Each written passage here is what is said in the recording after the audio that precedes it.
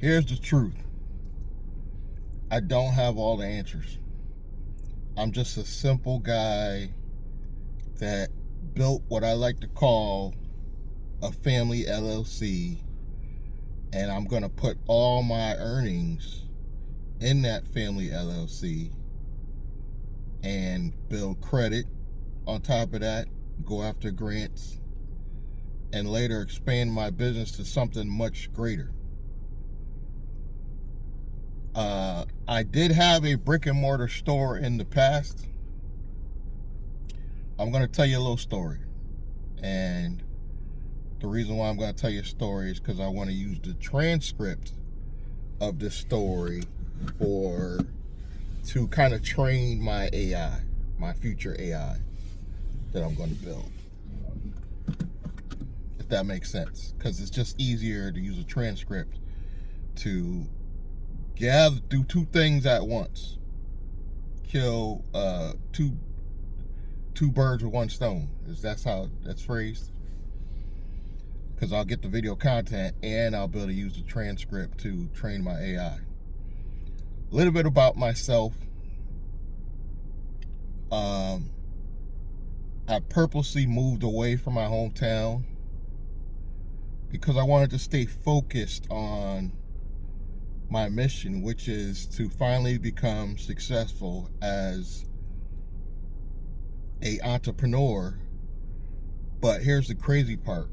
I didn't realize that I was already successful as an entrepreneur. Let me explain. Quickly, my backstory. I'm originally from Norwalk, Connecticut. Born in the 70s, raised in the 80s. I have a strong ties to my southern background, which is my family all came from South Carolina. Back to even Native American ties, because my grandmother's mother was from a tribe.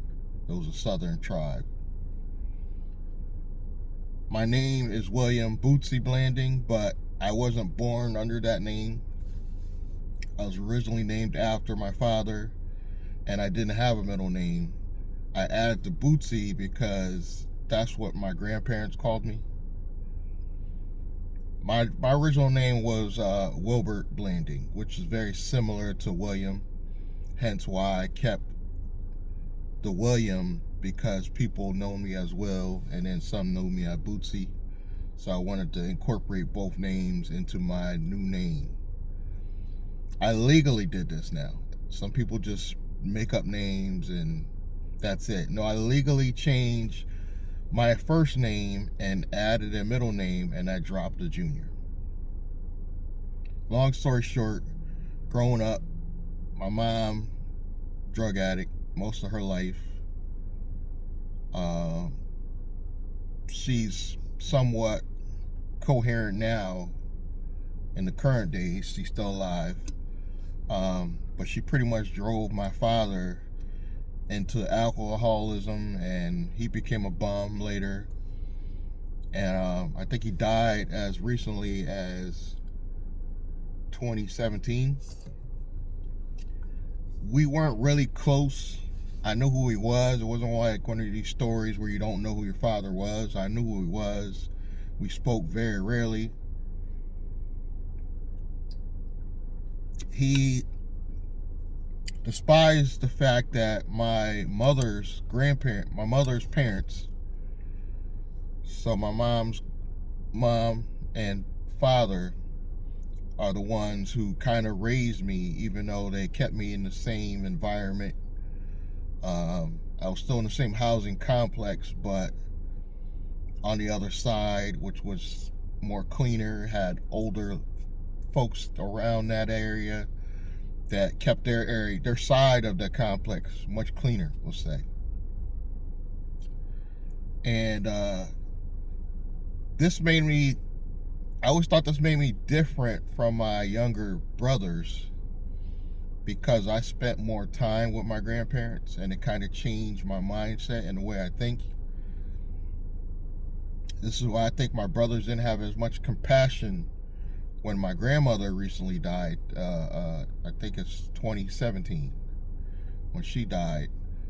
And my brother, who I no longer speak to, was living there, but he had no compassion for my grandmother the way I did. It was more my mom, you know. I should hold a lot of resentment towards my mother, but I don't. I forgave her. I moved on with my life. So it's not really a sob story, it's a happy story, because me and my mom, to this day, we talk now, but I think we get along much better because she's out of state. She's down south. Fast forward, I met a young lady in Danbury in my youth, my early 20s, that kind of reminds me of my mother because the warning signs were there. I chose to ignore her because she was a beautiful girl. And she had turned out to be a light-skinned version of my mother. And I'm starting to think subconsciously, did I do that to myself on purpose? She happened to be biracial, not that that matters, but I had my adult daughter, now that is adult, from this woman who ended up being exactly like my mother, getting on the same drugs, getting in the same situations. So for a long time, I blamed myself for putting my own child in this environment.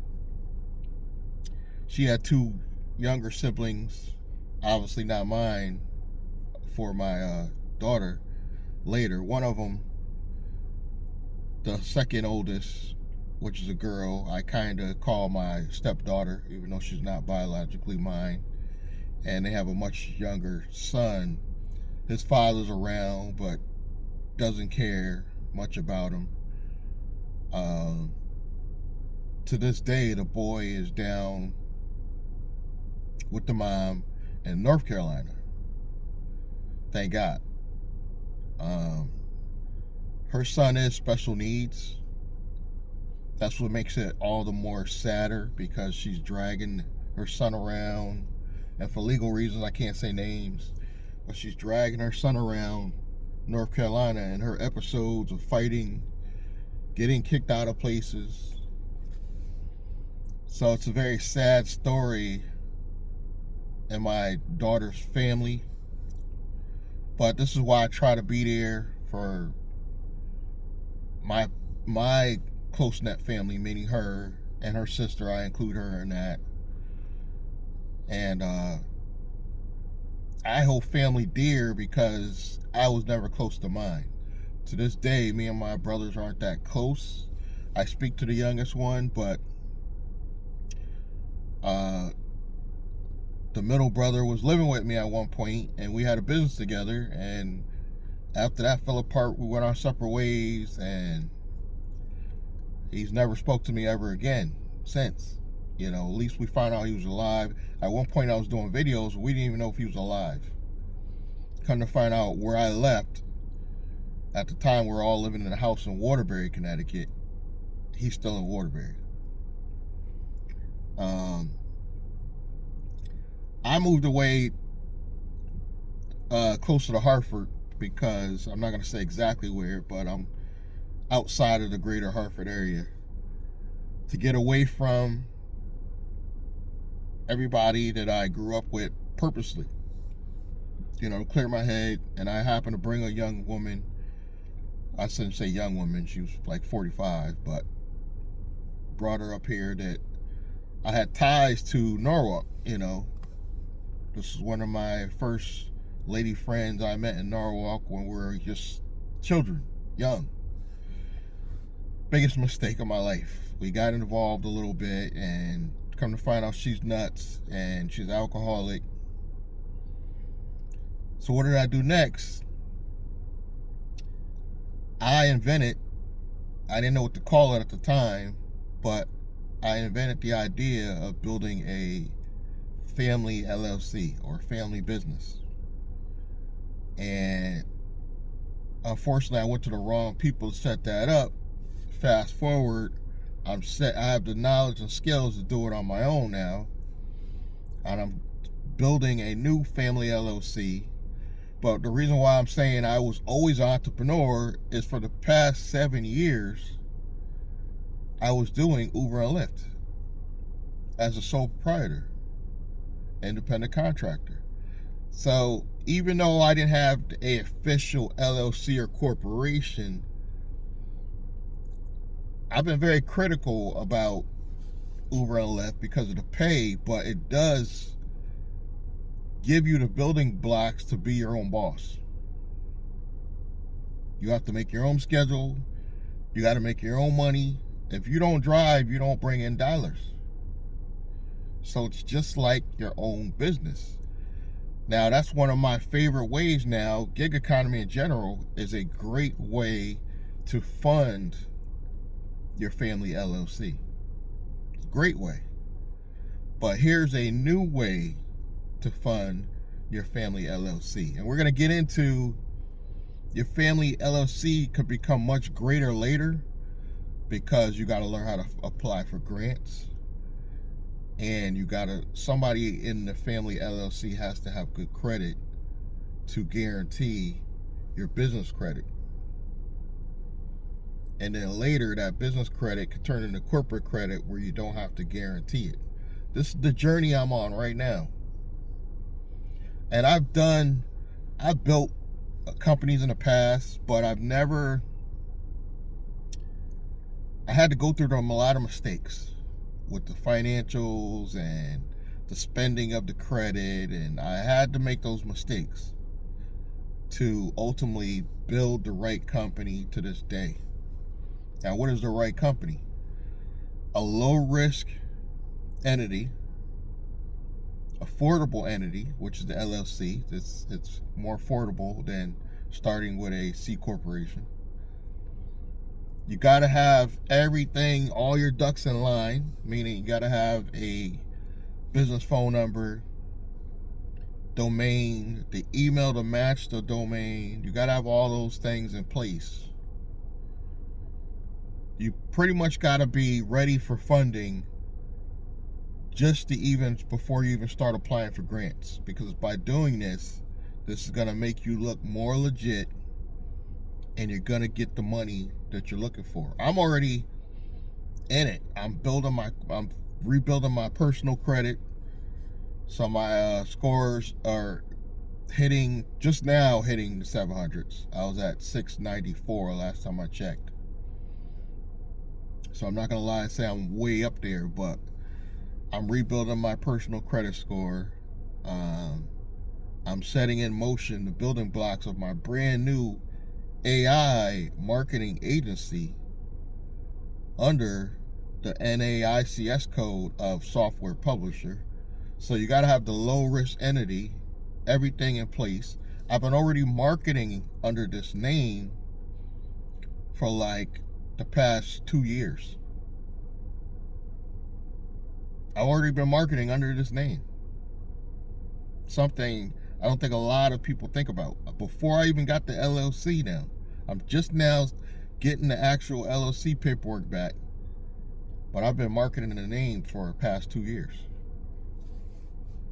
This is how you got to think. You got to think exceptional to get to this level where you're actually going to finally get things going, where you're finally going to be successful online as well as in the real world. But the real world can finance your company. There's another way you can put money into your family LLC. Renting rooms. I call it the room rental hack. Because what I originally said when I moved up here, I moved in with a chick. She went back to her hometown of Norwalk. She got Section 8, thank Jesus, because she was stressing me out. And I I'm in a 2-bedroom apartment, very large 2-bedroom apartment with a big living room with the dining room attached. So I'm thinking to myself, I could actually sleep in the living room, put a divider or a curtain up where because there's like a dining room that is kind of like the living room in the middle, and off to the side is the actual living room. So I could put a divider or a curtain up, have my privacy, and rent out both of these bedrooms. Nobody would have done this. To this day, I get credit from people for pulling this off because I did one thing different. I'm not only renting rooms, but I'm getting paid weekly. Not monthly, weekly. And only one guy right now, one of the current guys I have to this day, is giving me a problem. So I don't want you to think it's rainbows and sunshines. He's giving me problems, or I'm on the verge of kicking him out. He's an alcoholic. He's a little bit older than me. He's in his 60s, talking shit back because, he's at that age. But he's been paying consistently for about a year and a half every week. I get $180 a week from him, and I only charge the other guy $175 a week because he doesn't give me any problems. We've been good the whole time he's been there. He's been there about 3 years. Now I'm finally getting to the point now where I'm building a new company and building the credit on it where I might no longer be living at this apartment soon. I'm getting to the level. So I've been basically living, you could kind of look at it as I'm living rent free. So it's not really extra money. I can't make it look like it's extra money. It's not really extra money. It's kind of like I'm living rent free, and then everything else I make on top of that is to go towards my own bills, my car note, all the other stuff, along with the Uber and Lyft money. And I make a few dollars online, which I expect to triple this year because now I'm going to have revenue coming in where I can actually spend in advertising. And being an advertising company, I'm going to build a market to other smaller companies, AI products and services. Now, how do you start a software or technology company without having any experience in software technology? That is the genius part. You don't have to. The AI tools are so easy to use now. I built my own working app with Gemini Studio literally in like 10 minutes with a simple prompt. And it actually works. I actually linked it to my website so people could actually click on the button on my website and try it for free. Don't you think that's going to impress the bank? When you go in the bank, you'd be like, yeah, I built this a working app that actually gives you a blueprint for a business idea. And look, you can go to my website and try it. And they can try it right there while you're sitting there in the office opening a new business bank account. I'm not that tech savvy. I've been on a journey learning even YouTube for the past 8 years. And I still am not monetized. It was monetized on one channel, I think, at one point. And then YouTube played some games. But I've made money at least the 3 out of those 8 years from YouTube without being monetized through affiliate marketing. At least 3 to 4 of those years I've made money. It hasn't been consistent. It's sporadic, because there's always new companies coming out and you want to promote and this and that. But I've made money off and on consistently for the past 4 years. But now we want to ramp it up because I plan on getting credit on this company as well as finally getting a real grant source. What do I mean by a real grant source? Go to Google and type in grants. You don't know where to go. You don't know what to do. I found a real grant source that internally the platform, they give out grants as well, and they use AI. So now you can actually apply for grants using AI, and there's grants that everybody can apply for, that everybody has an opportunity to get approved for, because they're like startup grants. So my theory is, if I apply for 10 grants every single month, because it's going to take you about 60 to 90 days before you even get it, even if you get, the grant, before you find out and actually get the money. But if you're applying 10 grants, say not even, just say every month, 10 grants every month, you're always going to have approvals coming in.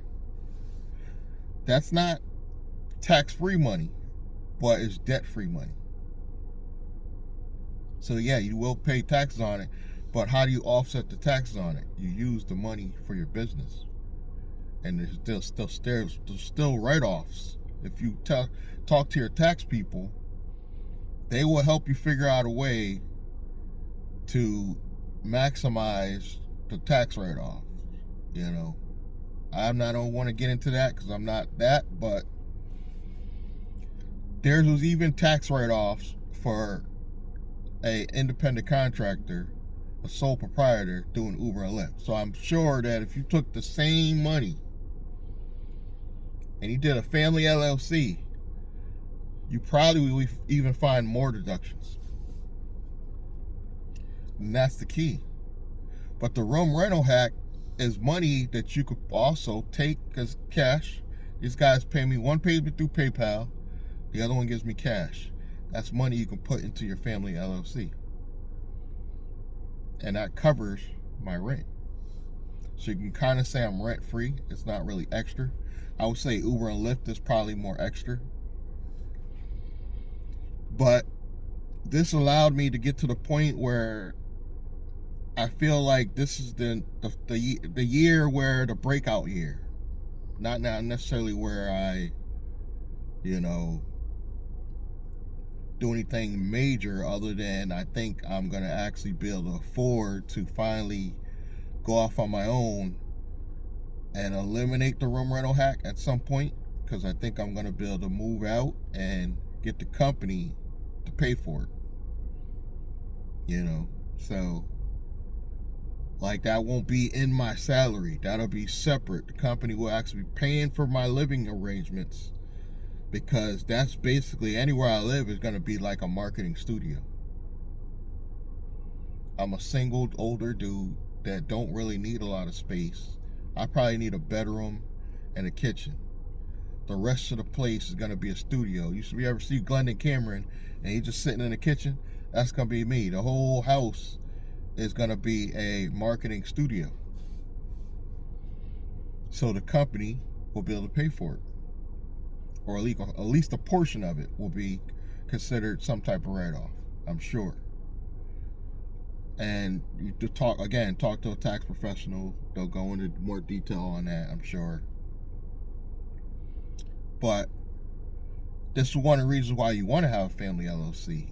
You want deductions to offset your life, especially if you're making a lot of money. I can think of at least 2 people right now that they're making enough money that if they just added into the arsenal of family LLC, they would save so much more in taxes, which puts more money into their pocket, which makes them richer. They already make together, as one couple that I can think of, they make about $250,000 a year, the two of them together. I'm thinking bare minimum. And one of them sells cars. The husband sells cars. He could easily do a family LLC and rent out cars, because he has access to the list of cars he could buy. I don't know if it's ethical that he can legally do that while he's still working there, but I'm sure there's a backdoor way he could find a list of cars and get them at the auctions for his own LLC. And his wife could be, benefit from that. And that could offset some taxes they might have on the personal side. See what I'm saying? Anybody can pull this off. Anybody can fund their family LLC, babysitting, any other side hustles you may have. You know, you may be a car detailer. You make extra money doing that. Put that in your family LLC. But you want it in a low risk entity because it's only going to get you more in the credit area later. You could pretty much get credit for any business out there. But let's say porn industry, perfect example. It's too high risk. You can't, I don't even think they got a code that even matches the porn industry. If you go to the banks and let them think you're in any type of adult entertainment, you're not going to get the money. But if you just let them think you're in media company, which is true, they're in media, a little bit lower risk. So you see where you might not want to do trucking, but there's a little bit lower risk category called taxi and delivery that they will allow you to let you open. If you go to Chase, say you're in trucking, they don't even want to approve you for your account. But if you say you're doing taxi and delivery, you're getting approved. And that could be your Uber and Lyft money going into that because it's actually specifically set up for that. You know, but the code I'm under, software publisher, could be your consulting, your AI company, your technology, your media, your marketing. It could all be under that category. And it's lower risk. And it's better than consulting. Consulting is too high risk now. Especially for black people. You do not want to put your company in any type of consulting code. They're hip to it. And they're probably going to assume you're going to default at some point. They're probably just going to assume it. Because it's such a bad industry. And it was considered a low risk industry. But now I think banks are getting hip to it. So do not do consulting. But you could be in technology and still be have a subcategory of consulting. So I don't want to act like I have all the answers. This has been trial and error for like 7 years. Like I said, I was literally driving for Uber and Lyft for 3 years before I realized I'm actually a business owner. You set your own time, your own schedule. You're a business owner. The only difference is you need to put it in a family LLC so you can get approved from just the income. There are companies that will lend you money just based on the income. They don't even care what your credit score is. I think your credit score could be as low as like 500 and still get approved. So it's not only about your credit score, but you got to have all your ducks in line. That's one thing I've never had. Even when I was younger and had my cell phone store, I didn't have the credit part. I didn't have the personal credit. I didn't have the business credit. Had I had those two, I would have still been in business to this day. I would have transitioned probably out of cell phones into something else, and you live and you learn. You know, I think the beauty about courses or even YouTube, because you really technically don't have to buy a course. If you have somebody like me that's giving the free training of their life for free, technically you don't need to really get a course. You can literally binge watch somebody, and if you really pay attention, you'll learn something for free. You didn't spend a dime. You know, that's the beauty about YouTube. And I use it like that, you know. But you got to take action. A lot of people will binge watch people for years. I'm nobody, and I have people that watch me for at least 5 years and didn't take action. Didn't even start an LLC. A few of them did. A few of them went past me. They started corporations, and I've had at least 3 people that I've talked to. One was already in business, and already doing well. He just needed a source to get credit. His personal score is kind of low, but he got approved. He found a company that I referred him to. He got approved, and I think he was in trucking, but he had income. If you have income, you will find a source that will get you the money. My whole thing now with this family LLC is to build it out like it's a package deal. So as you're learning and seeing my journey, package it up where you can watch my journey and hopefully learn from what I've been doing, what the setup is, because I'm listing everything, every step, from sitting at the LLC to having a traffic source like YouTube. A lot of people are trying to force, that's another thing, a lot of people are trying to force people to show their face on YouTube. I don't think you have to. I happen to be somebody that's not afraid. I don't care if you think I got a big nose. I don't care if you think I'm ugly. If you're looking past that and seeing the message, I'm getting to the right person. But if you're sitting there commenting stupid shit, the real message went way over your head anyway. So, but some people, I get it. They don't like the way they look personally. But that's the beauty about AI. You don't have to even be you. You don't even have to be you. You could create a whole avatar that looks nothing like you. Like I'm black. I can get a white guy avatar or Asian avatar that speaks in a different language and create a faceless channel. It's not like YouTube is banning faceless AI stuff. They just want real. If you put your real personality behind it and just change the face and the voice, it's gonna work. Like if I'm giving the same knowledge I'm giving now, but have a white guy with an English accent, it works.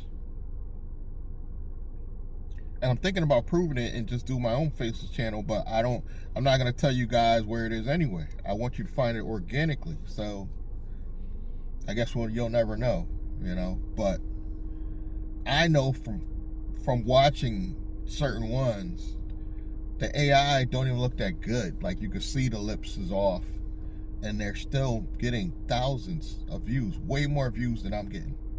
And I'm showing my face. So it's possible to do in this day and age using AI. This is why I love AI so much. At some point, I'm gonna have a team build a version of me that thinks like me, acts like me. Build my own AI agent. Like I could build one now, but I don't think I'm gonna put, like I'm working on an AI agent now as we speak that thinks like me, but I don't think that I have the technical background to make it as good as I want it. So I'm gonna make an attempt on my own. This is why I'm doing videos like this. But if I hire just one person that knows how to build agents in depth and knows a little bit about coding, I can make millions with that one employee. Just one. Because that's how AI is. Just one employee is like hiring 50 people in your corporation. And then I launch a C corporation with a real brick and mortar location.